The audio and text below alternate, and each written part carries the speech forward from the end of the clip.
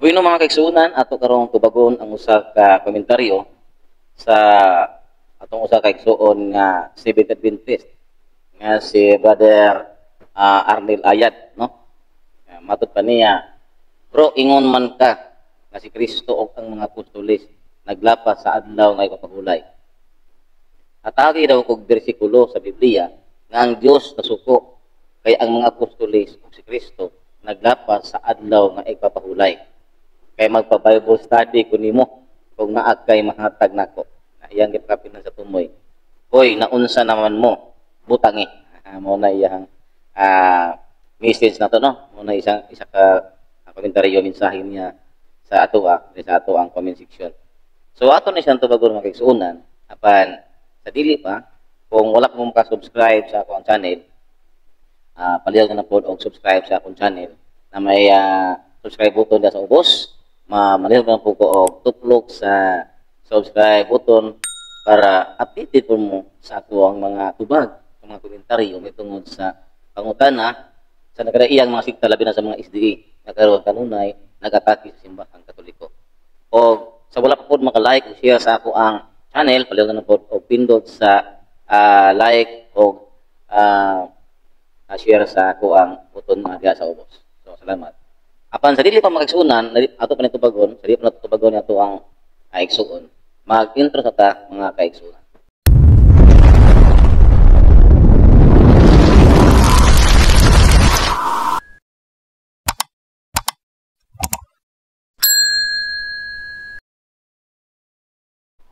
So, buhay na mga kaigsunan, ato karon tubagon sa ka mensahe, komentaryo sa kaigsuon nga usa ka 70 Adventist, no?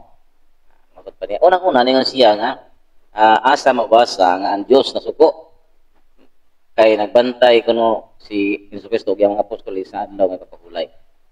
Walay may balo na tong kaigsuon nga si Kristo mao man ang Dios na pagkatao. Masahaw nato unang Pedro kapitulo 1:1, unang Pedro kapitulo 5:20, si Kristo mao ang Dios nga nagpakatao.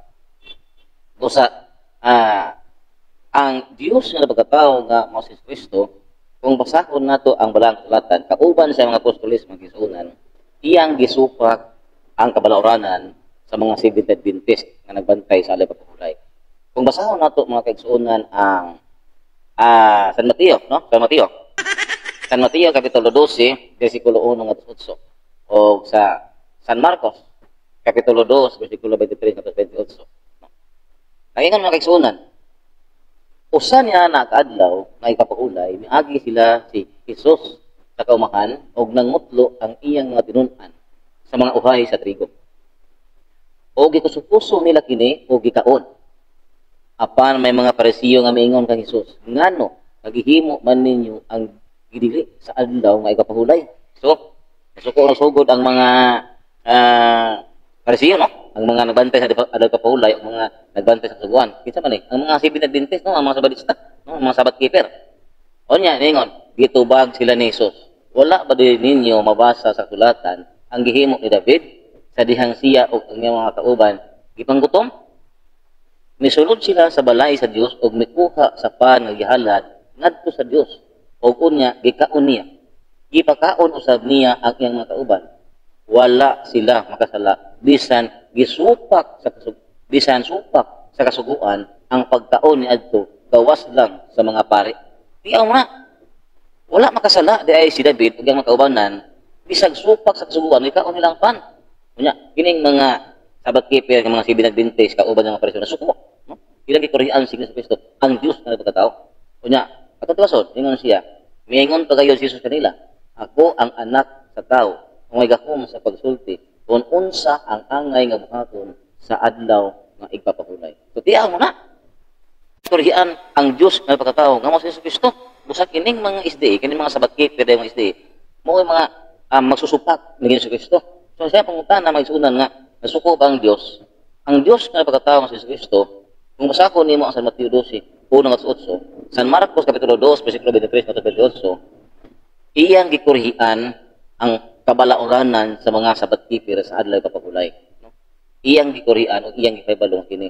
Wala na kanay bili. Kaya nga naman, bisan kag imong gisupak ang adlaw, ang suguan sa adlaw mapahulay, dili ka makasala sama sa gibuhat ni propeta ani salmista David. Nga niingon pagid ang Dios sa pagkatao nga mo si Kristo nga walay ako ang anak sa tao nga may gakom sa pagsulti kung unsa ang angay himuon sa adlaw nga pagulay. Unsa may gihimo niya? Gisupak niya adlaw pagulay, no? Nangayo sa kasakiton sa adlaw pagulay. No? Nangaon o nangutlo sa ulay, uhay katrigo, ako sa adlaw pagulay mo na nga.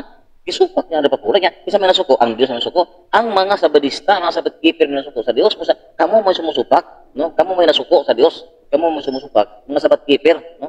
Ang mga sabadista, kamo may nasuko sa Dios. Muna klaro ang pagkaistorya. Kaya naman, gisupak na ni Kristo ang kasuguan sa adlaw nga igpapagulay. Muna klaro ang pagkaistorya, mga kaigsunan. Unsa pa? Diya sa San Mateo, Kapitulo 12, versikulo 9, katos 14. O sa San Marcos, Kapitulo 3, versikulo 1, katos 6. Unsa may gingon sa balatan? Sa lain na usab ng adlaw nga kapahulay, misulod si Jesus sa simbahan sa mga Diyo. Aron pagpanudlo, may tao dito nga singkaw ang tuong kamot.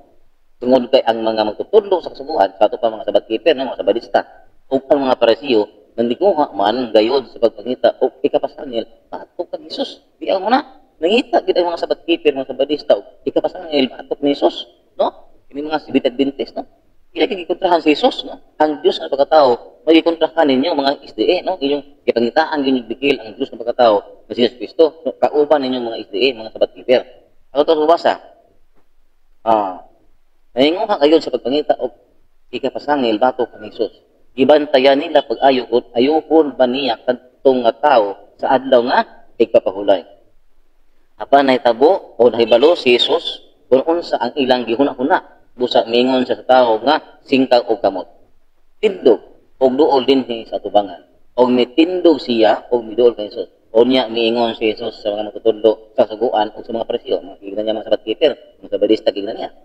Unsa ba di ay ang itugod sa atong kasuguan sa adlaw nga ipapahulay?